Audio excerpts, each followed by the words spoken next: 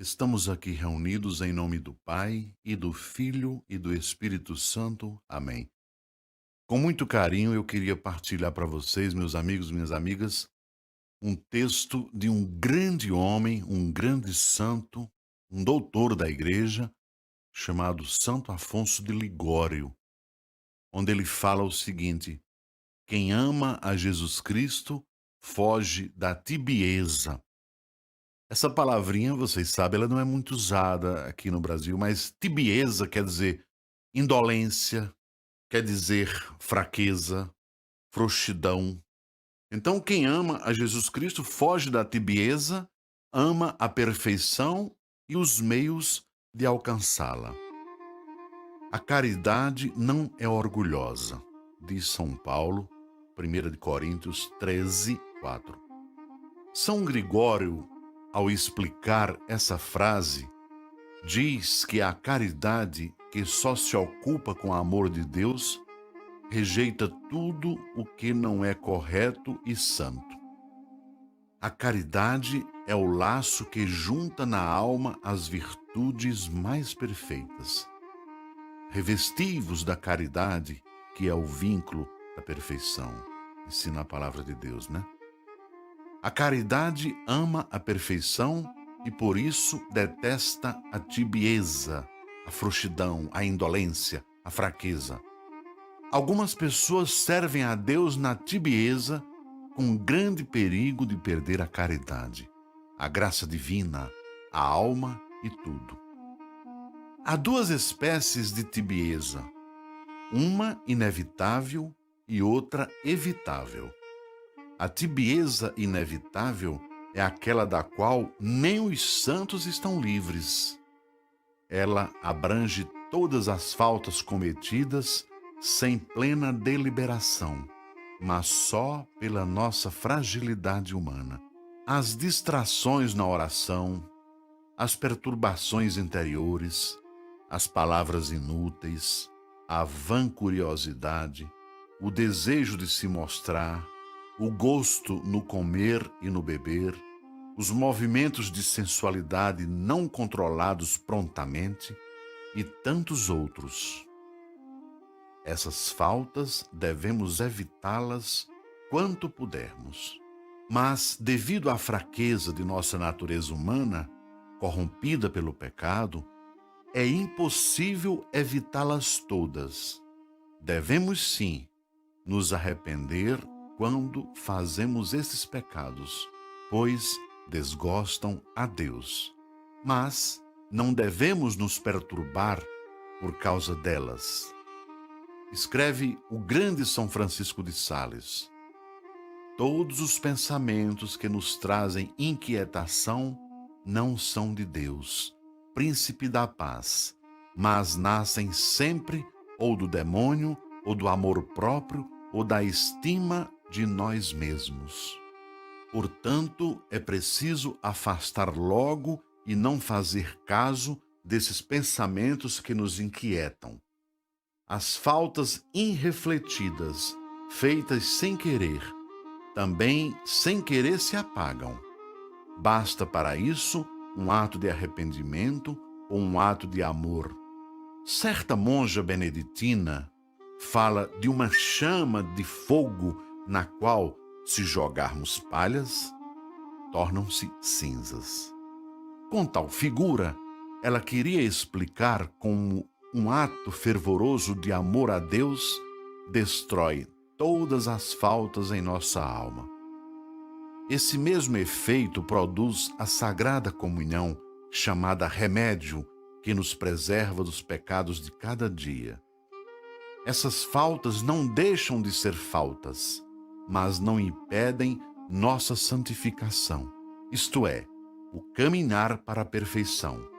Nesta vida, ninguém chega à perfeição antes de entrar no céu. A tibieza é evitável. A tibieza que impede nossa santificação é aquela que chamamos de evitável.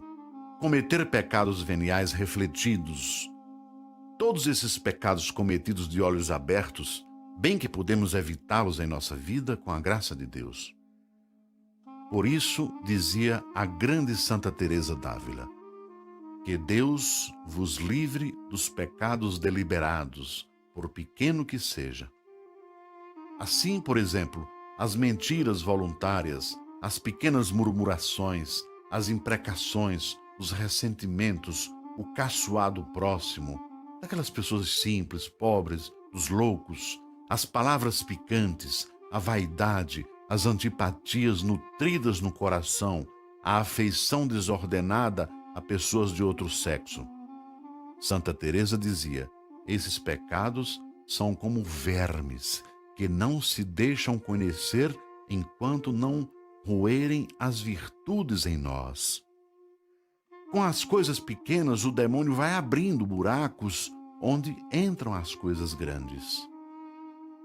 Por isso, devemos recear cometer tais pecados deliberados. Por causa deles, Deus diminui as luzes mais claras no coração, seu socorro mais forte, e nos tira o consolo espiritual da alma. Por isso é que uma pessoa faz contrariada e com muito custo os atos de piedade. Depois começa a deixar a oração, a comunhão, as visitas a Jesus, a Eucaristia, as devoções. Finalmente, deixará tudo como já tem acontecido muitas vezes a tantas pessoas infelizes. É o que significa aquela ameaça feita pelo Senhor às pessoas tíbias. Não és frio nem quente. Oxalá fosses frio ou quente. Porque és morno, nem frio nem quente, estou para te vomitar da minha boca. Está lá no Apocalipse 3,15. Notemos bem, oxalá fosses frio. Como? É preciso ser frio, isto é, despojado da graça de Deus, do que ser desleixado?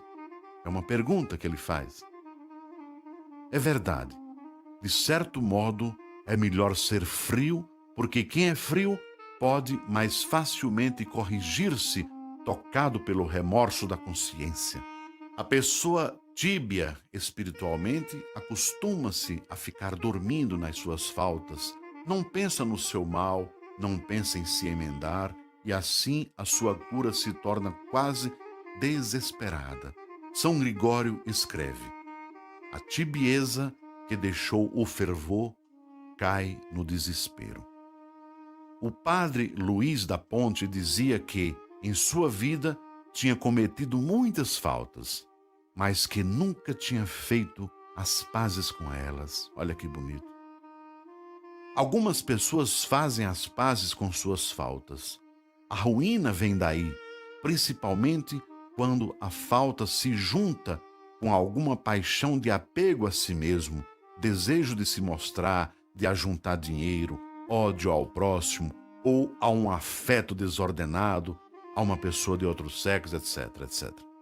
Então, há um grande perigo de que os cabelos dessa pessoa, como dizia São Francisco de Assis, tornem-se para elas laços que a arrastam para o inferno. Pelo menos ela não se tornará santa e perderá o prêmio para ela preparado por Deus se tivesse sido fiel à graça. Um passarinho, quando é solto do laço, logo voa livremente. A pessoa, quando está livre de todo apego deste mundo, voa depressa para Deus. Mas, se estiver presa, qualquer pequeno fio bastará para impedi-la de caminhar para Deus. Quantas almas não se fazem santas porque não se esforçam para se desprenderem de certas afeições passageiras? Todo o mal vem do pouco amor que se tem a Jesus Cristo.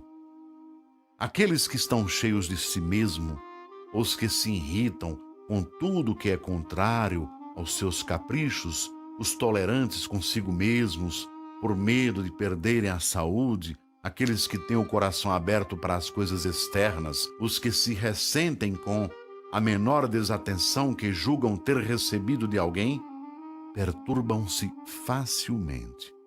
Deixam a oração e o recolhimento, ora muito devotos e alegres, ora tristes e impacientes, conforme as coisas acontecem de acordo ou contra a sua vontade.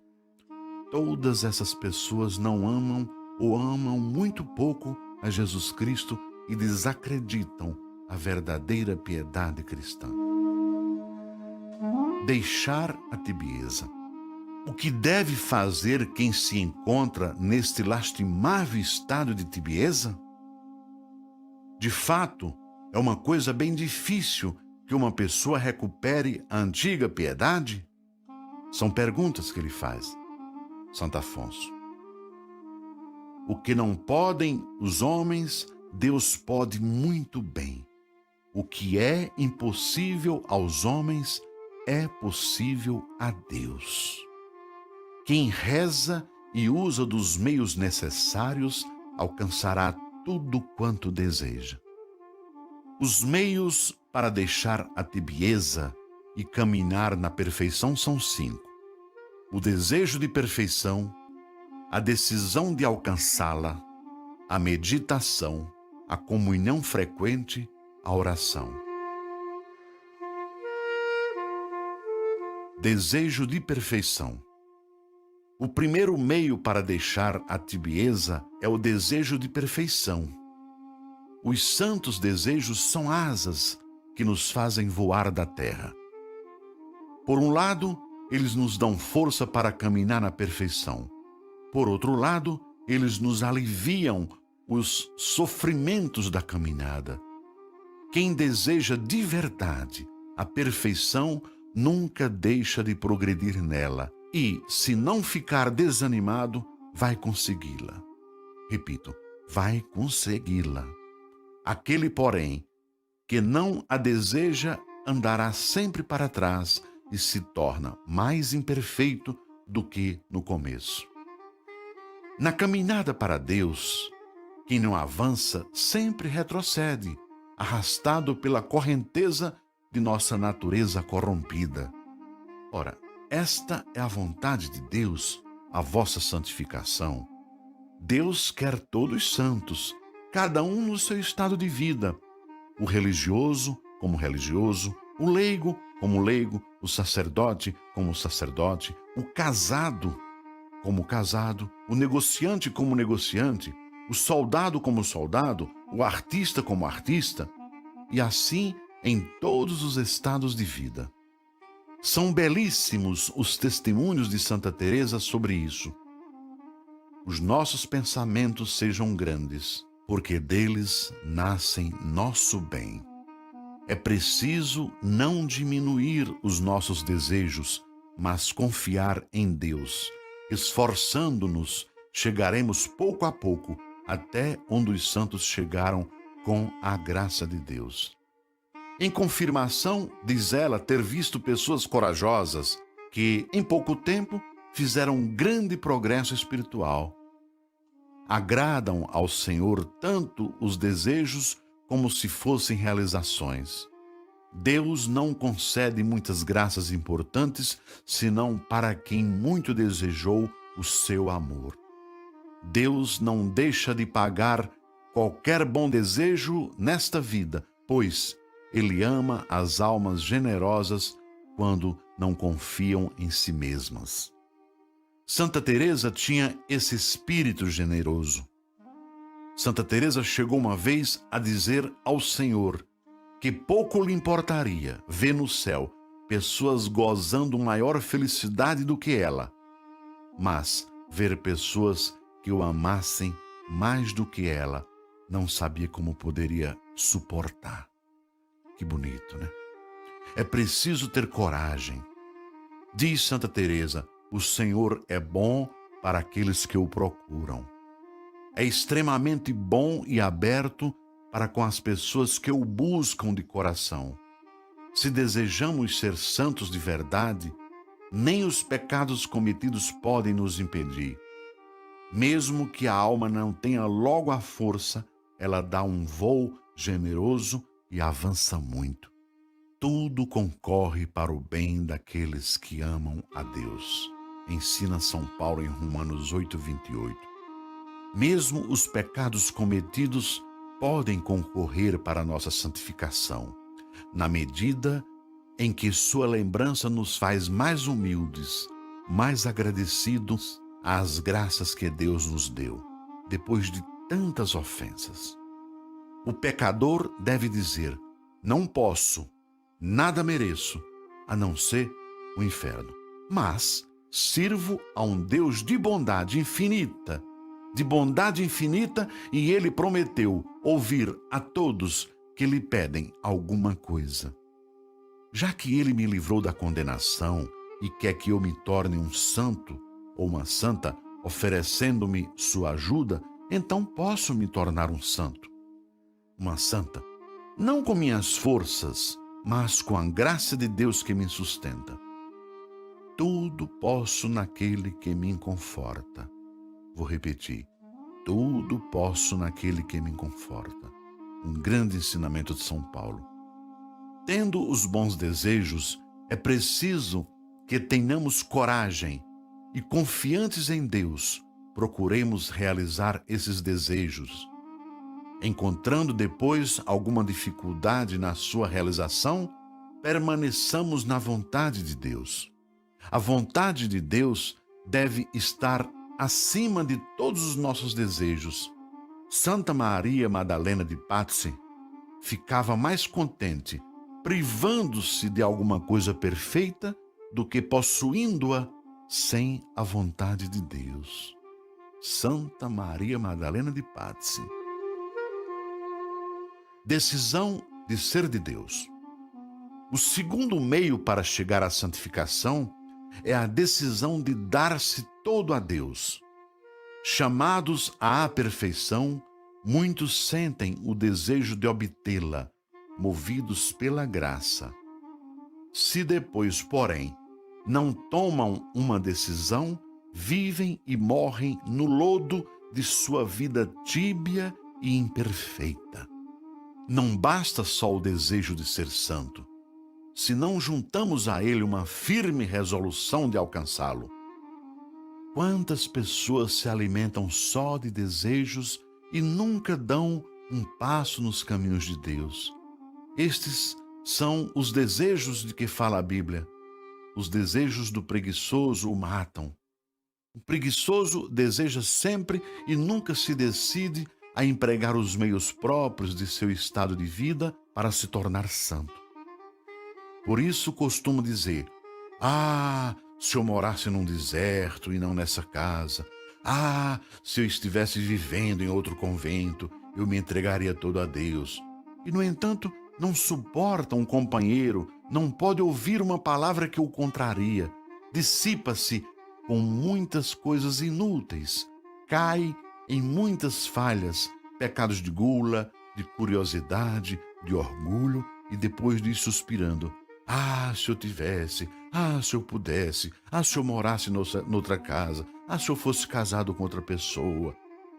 Ora, tais desejos são mais prejudiciais do que úteis. Alimenta-se deles e, no entanto, vive e continua a viver imperfeitamente. São Francisco de Sales dizia: não concordo com uma pessoa que, ligada por uma obrigação ou por uma vocação, fique a desejar outro tipo de vida fora daquele que é o seu dever. Os outros trabalhos que são incompatíveis com seu estado presente. Isso lhe dissipa o coração e a faz afrouxar nas suas obrigações. Portanto, é necessário desejar a perfeição e empregar com decisão os meios para alcançá-la. Escreve Santa Teresa: Deus não quer de nós apenas uma resolução, para ele depois fazer o resto. O demônio não tem medo das pessoas irresolutas. A meditação é útil para conhecer os meios que conduzem à santidade. Alguns fazem oração, mas nunca tiram conclusão alguma. Mais uma vez, entra Santa Teresa dizendo: prefiro oração de pouco tempo, mas que produz grandes efeitos, do que orações de muitos anos nas quais a pessoa não chega à resolução de fazer alguma coisa de valor por Deus. Sei por experiência que se alguém, desde o começo, toma a resolução de fazer alguma coisa por Deus, por difícil que seja, nada tem que temer. Nada tem que temer. A primeira resolução deve ser esta: esforçar-se sempre e preferir morrer do que cometer um pecado deliberado, por pequeno que seja. É verdade que nossos esforços, sem a ajuda de Deus, não bastam para vencermos as tentações. Deus, porém, quer que, de nossa parte, nos esforcemos. Ele suprirá com sua graça, socorrerá nossa fraqueza e nos alcançará a vitória. Essa resolução nos torna possível caminhar para frente e, ao mesmo tempo, nos dará grande coragem, trazendo-nos a certeza da graça divina. Mais uma palavrinha de São Francisco de Sales. A maior segurança que podemos ter neste mundo de estar na graça de Deus não consiste tanto nos sentimentos que temos de seu amor, mas no puro e irrevogável abandono de todo o nosso ser nas suas mãos e na resolução firme de nunca mais consentir algum pecado, nem grande nem pequeno. Nisso consiste a delicadeza de consciência. Note-se que uma coisa é ser delicado de consciência e outra coisa é ser escrupuloso. Existe uma diferença muito grande. Ser delicado de consciência é uma necessidade para se tornar santo. Ser escrupuloso é um defeito e nos faz mal. Devemos, por isso, obedecer ao diretor espiritual e vencer os escrúpulos, preocupações inúteis e sem razão. Escolha do melhor. Em segundo lugar, é preciso escolher sem restrição aquilo que é o melhor. Não só o que agrada a Deus, mas aquilo que lhe agrada mais. Diz São Francisco de Sales: é preciso começar com uma grande e firme resolução de dar-se inteiramente a Deus, prometendo-lhe que queremos pertencer-lhe para sempre, sem nenhuma reserva. Depois, renovar muitas vezes essa mesma resolução. Santo André Avelino fez uma promessa de cada dia progredir sempre mais na perfeição. Quem quer ser santo não precisa fazer uma promessa, mas deve procurar cada dia dar alguns passos no caminho da santificação. Escreveu São Lourenço Justiniano: quando alguém caminha de verdade, sente em si mesmo um desejo contínuo de avançar mais. Quanto mais cresce na perfeição, tanto mais cresce nele esse desejo, porque, aumentando a luz de Deus em sua alma, parece-lhe que não tem nenhuma virtude e não faz nenhum bem. Se por acaso praticou alguma coisa boa, ele a sente como muito imperfeita, não fazendo caso dela. Por isso é que se esforça continuamente em alcançar a perfeição, sem parar. É necessário começar logo, não deixando para o dia seguinte. Quem nos garante que mais tarde teremos tempo? Tudo que tua mão encontra para fazer, faze-o logo. O que podes fazer não adies, porque na região dos mortos para onde vais não há mais trabalho, nem ciência, nem inteligência, nem sabedoria. Na outra vida não há tempo para se praticar as boas obras, nem motivos para merecimentos. Lá não existe a sabedoria de fazer bem as coisas, nem a ciência ou a experiência dos outros para a gente se aconselhar. Depois da morte, o que está feito, está feito. Certa religiosa de um mosteiro de Roma levava uma vida muito tíbia e um padre veio pregar os exercícios espirituais às religiosas e esta freira, apegada à sua vida espiritual relaxada, assistia aos exercícios de má vontade. A graça de Deus, porém, tocou-lhe a alma na primeira pregação. Olha que bonito.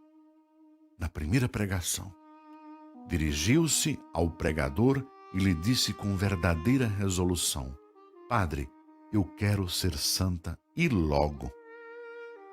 De fato, fez assim, ajudada por Deus, porque viveu apenas 8 meses e nesse pouco tempo viveu e morreu como uma santa. Agora começo, dizia Davi, e o mesmo costumava falar São Carlos Borromeu. Hoje começo a servir a Deus. É assim que devemos fazer, como se no passado não tivéssemos feito nenhum bem.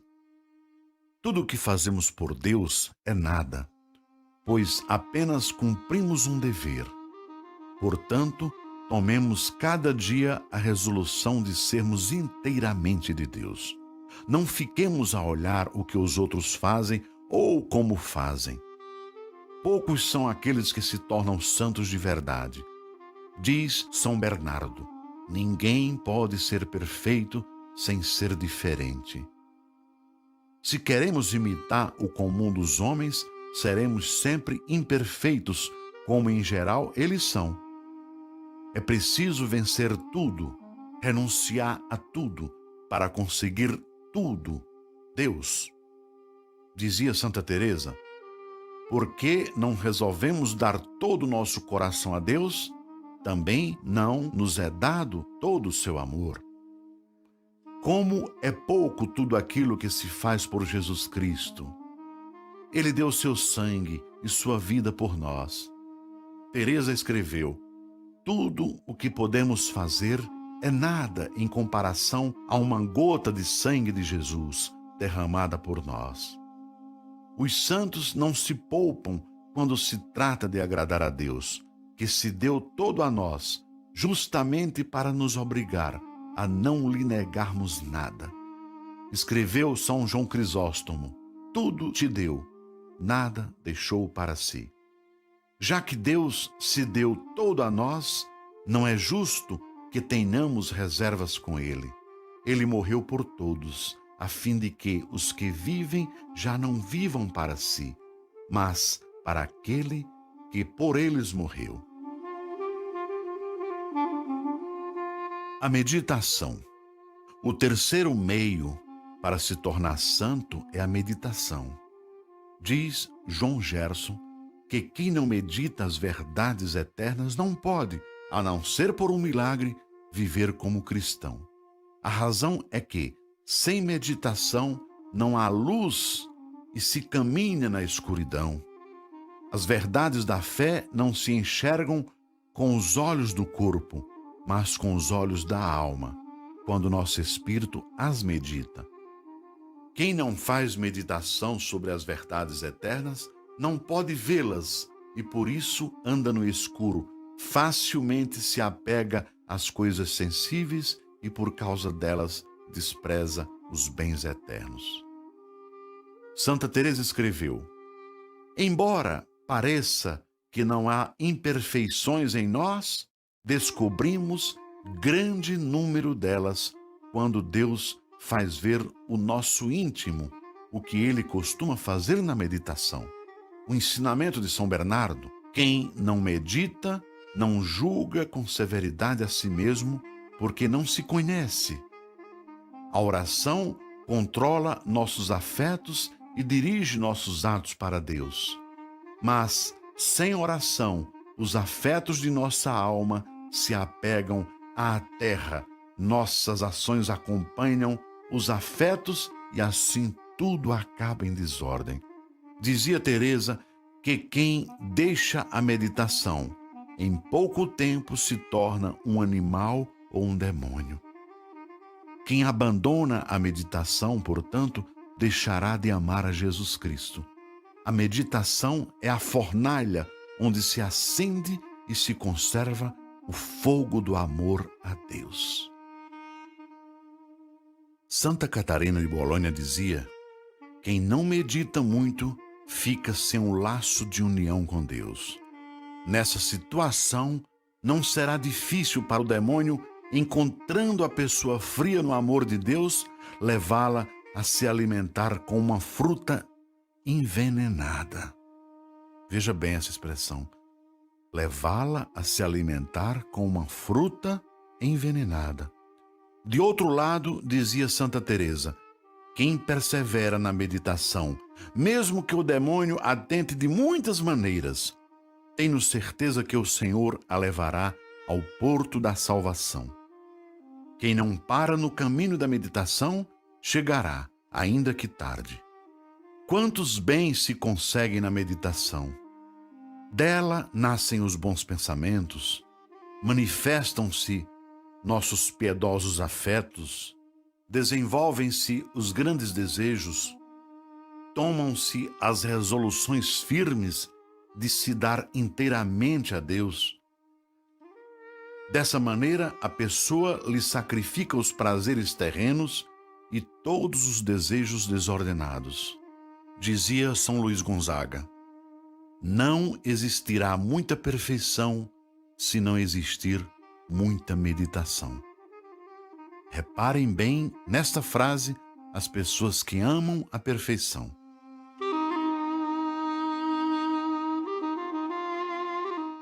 As consolações espirituais. Não se deve rezar para sentir a consolação do amor de Deus. Quem reza com esta finalidade perderá seu tempo ou tirará pouco proveito. Devemos rezar somente para agradar a Deus, isto é, para conhecer o que Deus quer de nós e lhe pedir sua ajuda para cumprir sua vontade. Carregar a cruz, sem consolações, faz a alma voar até a perfeição. A oração, sem consolações sensíveis, torna-se mais frutuosa para a alma. Pobre pessoa que deixa a oração só porque não sente gosto nela. Mais uma vez entra aqui Santa Teresa. Quem deixa a oração é como jogar-se no inferno por si mesmo, sem necessidade dos inimigos, dos demônios. Quem ama de verdade sempre se lembra da pessoa a quem ama. Esta é a causa por que as pessoas piedosas falam sempre de Deus, sabendo o quanto agrada a Deus falar dele e de seu amor por nós. É também assim que procuram comunicar aos outros aquele mesmo amor que invade seus corações.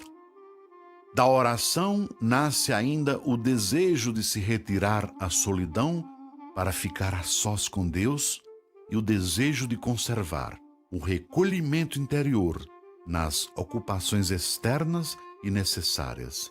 Disse, ocupações necessárias, isto é, seja por causa da direção da família, seja por causa dos próprios deveres ou dos trabalhos exigidos pela obediência, etc. Mesmo assim, as pessoas de oração devem amar a solidão e não se dissipar em ocupações extravagantes e inúteis. Do contrário, perderão o espírito de recolhimento, este grande meio de manter a união com Deus. Nossa alma, esposa de Jesus Cristo, deve ser um jardim fechado a todas as criaturas, não admitindo outros pensamentos e ocupações que não sejam de Deus ou para Deus. Os corações dissipados não se tornam santos. Os santos que se dedicam a conquistar pessoas para Deus não perdem o recolhimento mesmo entre as canseiras da pregação, do ouvir confissões, do reconciliar os inimigos, do assistir os doentes. O mesmo acontece com aqueles que se dedicam ao estudo. Quantos estudam muito e se esforçam para se tornar sábios e acabam não se tornando nem sábios nem santos. A verdadeira sabedoria é a sabedoria dos santos, saber amar a Jesus Cristo. O amor de Deus traz consigo a ciência e todos os bens. São João Berckmas tinha uma paixão extraordinária pelo estudo, mas, com sua virtude, não deixou que os estudos dificultassem o seu crescimento espiritual. Diz São Paulo: digo a todos que estão entre vós, que não saibam mais do que convém saber, mas que saibam com sobriedade. Quem deixa a oração por causa do estudo, não busca a Deus, mas a si mesmo. Quem procura a Deus, larga o estudo oportunamente para não deixar a oração. Meditação e oração. O maior mal, além disso, é que sem meditação não se reza. Em outras obras espirituais já falei da necessidade de rezar, especialmente num livrinho à parte intitulado A Oração, o Grande Meio. Neste capítulo, direi rapidamente mais alguma coisa. Basta lembrar aqui as palavras do bispo de Osma, João Palafox. Como podemos conservar a caridade se Deus não nos dá a perseverança? Como o Senhor nos dará a perseverança se não a pedimos? Como a pediremos sem oração? Sem oração não existe comunicação com Deus para se manter a vida cristã. De fato, quem não faz meditação enxerga pouco as necessidades de sua alma, não conhece bem os perigos a que se expõe para se salvar, nem os meios que deve usar para vencer as tentações. Assim, conhecendo pouco a necessidade da oração, deixará de rezar e certamente se perderá. Quanto ao que meditar, não há assunto mais útil do que as verdades da vida, a morte, o julgamento, a perdição, o céu. Devemos meditar especialmente na morte, imaginando estarmos para morrer numa cama com um crucifixo nas mãos e próximos a entrar na eternidade.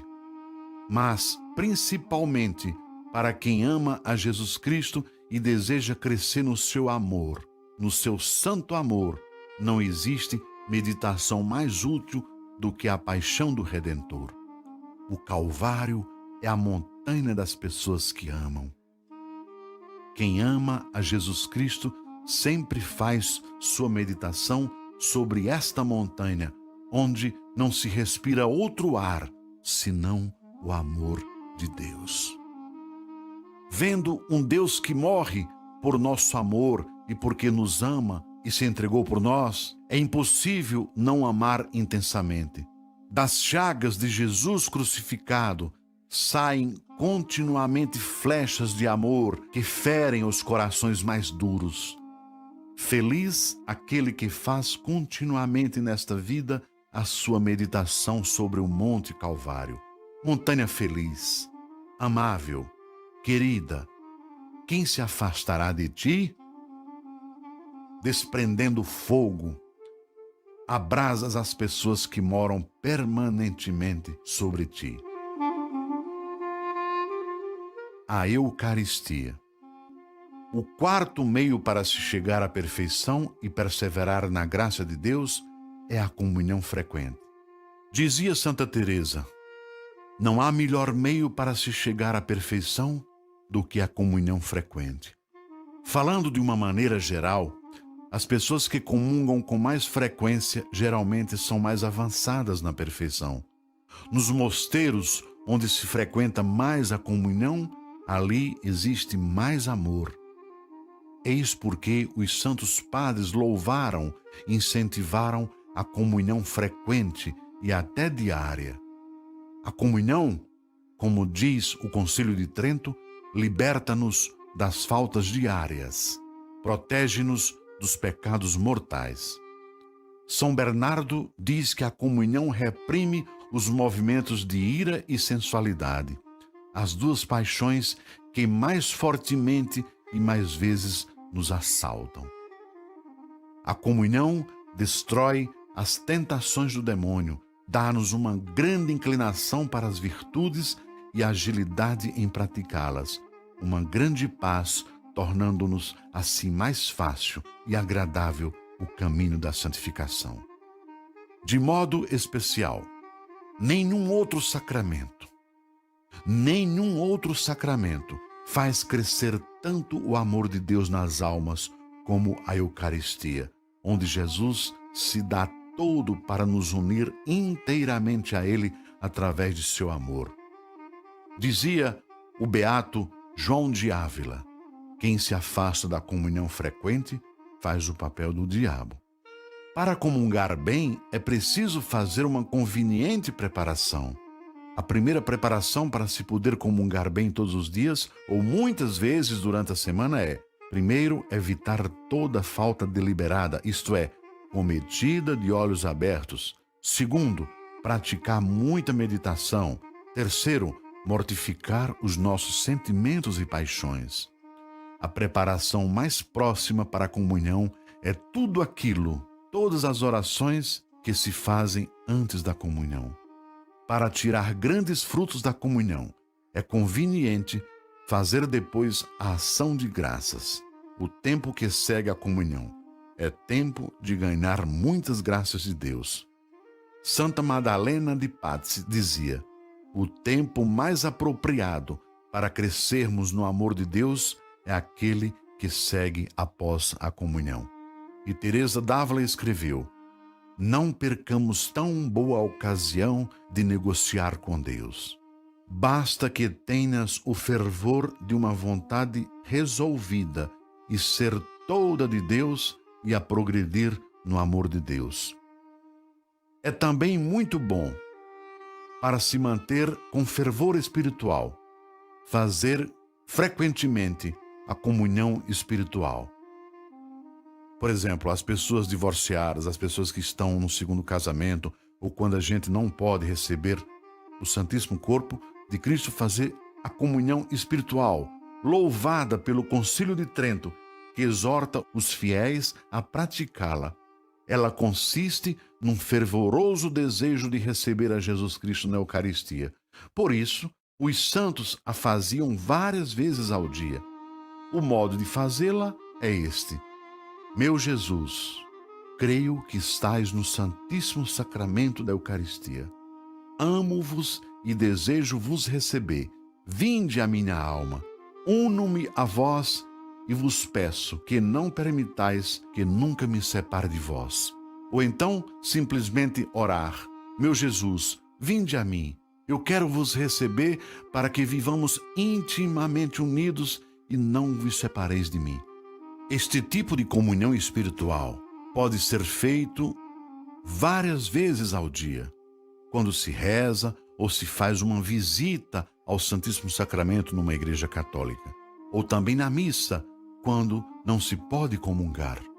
A bem-aventurada Águeda da Cruz costumava dizer: se não me tivesse ensinado este modo de comungar muitas vezes ao dia, não sei como poderia viver. A oração. O quinto meio e o mais necessário para a vida espiritual e para se ter o amor a Jesus Cristo é a oração. Em primeiro lugar, Deus nos faz conhecer por este meio o grande amor que nos tem. Que maior prova de amizade uma pessoa pode dar a seu amigo do que lhe dizer: pede-me o que quiseres e de mim receberás? Ora, é justamente isso que o Senhor nos diz: pedi e vos será dado, buscai e achareis. Por isso mesmo, a oração se torna poderosa junto de Deus para nos alcançar todos os bens. A oração tudo pode. Quem reza alcança de Deus o que quer. Vou repetir: quem reza alcança de Deus o que quer. Bendito seja Deus que não rejeitou minha oração, nem retirou de mim a sua misericórdia. Diz Santo Agostinho: quando percebes que não te falta a oração, fica sossegado, pois a misericórdia de Deus não te faltará. A prece humilde consegue tudo de Deus. Saibamos também que ela nos é útil e mesmo necessária para a nossa salvação. Para vencermos as tentações, temos necessidade absoluta, absolutíssima, da ajuda de Deus. Algumas vezes, em tentações mais fortes, a graça suficiente que Deus não nega a ninguém poderia bastar para resistirmos ao pecado. Mas, devido às nossas más tendências, ela não nos bastará. Necessitamos então de uma graça especial. Quem reza alcança esta graça. Quem não reza não a consegue e se perde. Tratando-se particularmente da graça da perseverança final, isto é, de morrer na amizade de Deus, o que é absolutamente necessário para a nossa salvação. Do contrário, estaremos para sempre perdidos. Esta graça Deus não a dá senão a quem pede. Este é um dos motivos por que muitos não se salvam, pois são poucos os que cuidam de pedir a Deus a graça da perseverança final. Rezar sempre. Resumindo, a oração é necessária não só por necessidade de preceito, mas ainda por necessidade de meio. Isso quer dizer, quem não reza é impossível que se salve.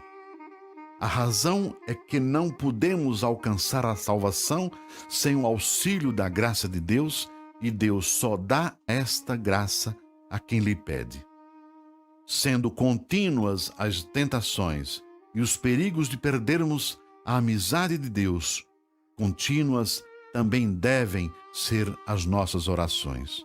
Por isso, escreveu o grande Santo Tomás de Aquino: a oração contínua é necessária ao homem para entrar no céu. No momento em que deixarmos de nos recomendar a Deus, o inimigo nos vencerá.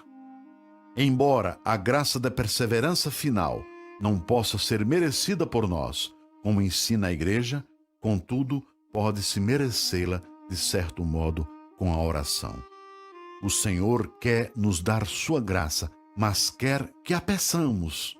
Quer até mesmo ser importunado e como que constrangido com nossas orações, como escreve São Gregório. Dizia Santa Maria Madalena de Pazzi que quando pedimos as graças a Deus, Ele não só nos atende, mas, de certo modo, nos agradece.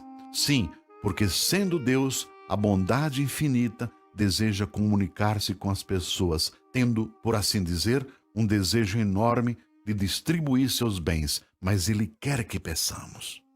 Por isso, quando uma pessoa lhe pede, é tanto o seu prazer que, de certo modo, se vê obrigado a agradecer. Portanto, se queremos permanecer na amizade de Deus até a morte, precisamos sempre nos fazer mendigos e ter uma boca aberta a pedir a Deus que nos ajude, repetindo sempre: meu Jesus, misericórdia, não permitais que eu me separe de vós.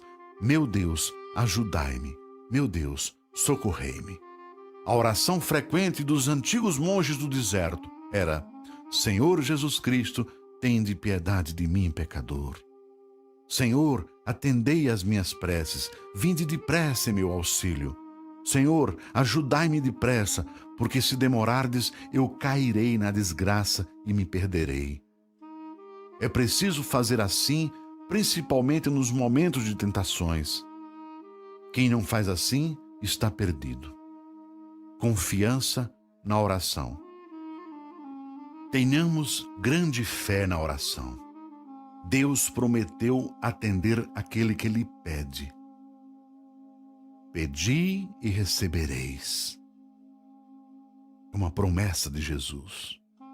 Quando recorremos a Deus, tenhamos plena confiança de que Deus nos atenderá e alcançaremos aquilo que queremos. Tudo o que pedirdes na oração, crede que o recebereis, e ser-vos-á dado. Mas alguém poderá dizer: eu sou um pecador, eu não mereço ser ouvido. Santo Afonso responde: mas Jesus é que disse: todo aquele que pede, recebe. Seja justo ou pecador, ensina Santo Tomás que a força da oração para obtermos a graça não vem dos nossos méritos, mas da misericórdia de Deus que prometeu ouvir aquele que lhe pede. Nosso Salvador, para nos tirar todo o receio quando rezamos, nos diz: em verdade vos digo, o que pedirdes ao Pai, em meu nome, Ele vô-lo dará. Notemos a expressão, irmãos. Em meu nome, isto é, em nome do Salvador, em nome de Jesus. Por isso, tudo o que pedimos deve ser graças referentes à nossa salvação. É bom reparar que a promessa não se refere a bens temporais. Os bens temporais, quando são úteis à salvação eterna, Ele nos concede, mas quando não são, Ele nos nega. Pedindo bens temporais, lembremo-nos de pedidos com a condição de que sejam úteis à nossa alma. Quando são graças espirituais, então não existem condições, mas confiança e confiança infalível. Podemos dizer: Pai eterno, em nome de Jesus Cristo, livrai-me desta tentação e dai-me a santa perseverança, dai-me vosso amor, dai-me o céu. Todas essas graças podemos pedi-las a Jesus Cristo em seu nome, isto é, pelos seus méritos, pois aqui existe a promessa de Jesus: tudo o que pedirdes a meu Pai, em meu nome, eu o farei. Quando rezamos a Deus, não nos esqueçamos de nos recomendar à dispensadora de todas as graças, Maria, Maria Santíssima. Deus é quem dá as graças, mas é pelas mãos de Maria que Ele as dá. Como diz São Bernardo, busquemos as graças e busquemo-las por meio de Maria, porque o que ela procura para nós sempre acha, nada lhe pode ser recusado. Se Maria pede também por nós, estamos seguros, porque as orações de Maria são todas ouvidas e nunca rejeitadas. Ave Maria, cheia de graça, o Senhor é convosco. Bendita sois vós entre as mulheres, bendito é o fruto do vosso ventre, Jesus.